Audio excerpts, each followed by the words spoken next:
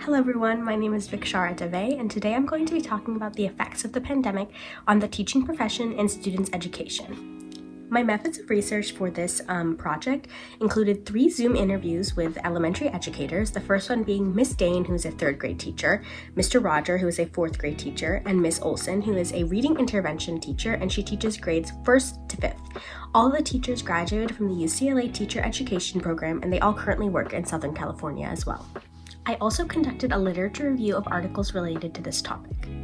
To begin, at the start of the pandemic, classes were suddenly moved online and many teachers never saw their students from that academic year again. Teachers started their following school year online and they had to adjust their classroom management skills to an online environment. So coming back to in-person education, changes to classroom management and etiquette were necessary. Now many teachers are having to teach their 3rd or 4th graders things that they should have learned in 1st grade. Miss Dane found herself teaching her students in 3rd grade that they had to raise their hands before answering a question, that they should be careful and not run in the hallways, and other basic classroom management skills that they would have learned if they had started school in person versus online.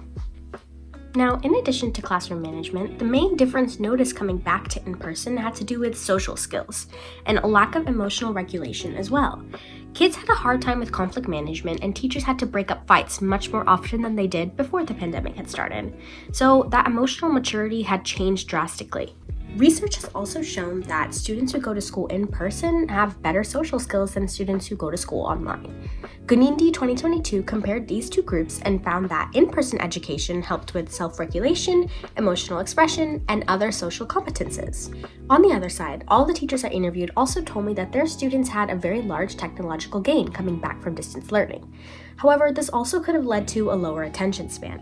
Ms. Olson explained that students had a much lower stamina and lessons had to become shorter and much more visually pleasing to keep those students' attention. It's also worth discussing the fact that Ms. Olson's reading intervention program was only created after the pandemic for students who were struggling with reading and writing. All of the teachers that I interviewed noticed deficits in reading and writing abilities, and Mr. Roger mentioned that he had students that were 3 to 4 reading grade levels behind the 4th grade average. This was slightly common before the pandemic, but he's seen it a lot more often now that the pandemic has ended and students are back to in-person education. In fact, Ludwig et al. 2022 found a deficit corresponding to 1/3 of a school year in 2021 reading literacy test scores when those were compared to the test scores from 2016. If this deficit had only occurred in 2021, imagine how high it could be now. Miss Dane also told me that many of her students did not regularly attend school, and they had many absences coming back to in-person education. This occurred because of a variety of reasons, but this also could have led to a learning loss of up to 2.5 years. Students also struggled with pen-to-paper activities like writing letters and numbers, and this is also reflected in mathematics because students starting in Miss Dane's 3rd grade class in the fall of 2022 had gaps with basic addition and subtraction, so students struggled with 2-digit math and also with word problems. Students were not the only group affected by the pandemic. Teachers already felt underappreciated, overworked, and underpaid before the pandemic, but now working with different circumstances, it makes these feelings a lot worse, and many teachers have wanted to leave the profession. Mr. Roger told me that it has become an unattainable job in a way, and many older teachers have stated that the job just isn't what it used to be anymore.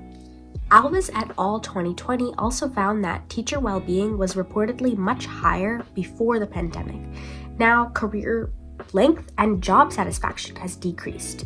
Therefore, the pandemic has drastically affected students and teachers. And I also wanted to add that many of the research articles that I found for this project were conducted in different countries. It was very difficult to find an article from the United States, so I think moving forward, we definitely need to conduct more research within this topic for students and for teachers. Programs and interventions like Ms. Olson's should continue to be used to help those students who fell behind and just get them back on track. Overall, I think our education system definitely needs a lot of change for students and for their teachers.